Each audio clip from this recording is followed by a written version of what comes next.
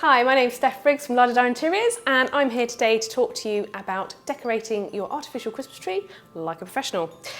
So the first thing to do is, once you've got your tree, is to take it out of its box, set it up, and make sure this is where you spend a lot of time. The technical term is fluffing your tree, making sure that all those branches are out and looking as natural as possible. And once you're happy, stand back from it a bit, have a look, and make sure that it's in the right place that you want in the room.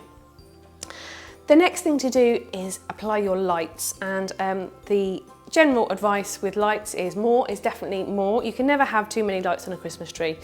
So I would check your lights are working first of all, and then apply them around and round, but in and out of the branches along them rather than sort of washing line style, to make sure that you get a really nice even spread of lights.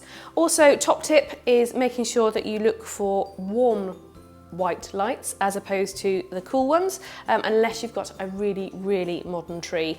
I would always recommend going for a warm or maybe even a coloured light, depending on your theme.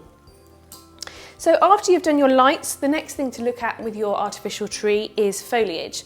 So you can do some real unusual things with it. So adding in a little extra foliage always makes it feel a little bit different, but it also fills in those gaps that you often get with artificial trees. So you could go for something quite modern like this, and we would recommend using floristry wire to attach this to the branches, and obviously this would be at the end of the branch. Or you could go a little more traditional and have something like a garland, and again we would recommend sort of moving this in and out of the tree, and more in towards the trunk, if you like. After you've garnished your tree with some foliage, then we would be looking at adding in a few little extras. So you could be looking for some little sparkles with a few of these, and again with this you could use it as one pick, or you could separate it out and just have individual flowers. Again, we would recommend using the floristry wire to attach those to your branches. After that, you'd be looking to add baubles.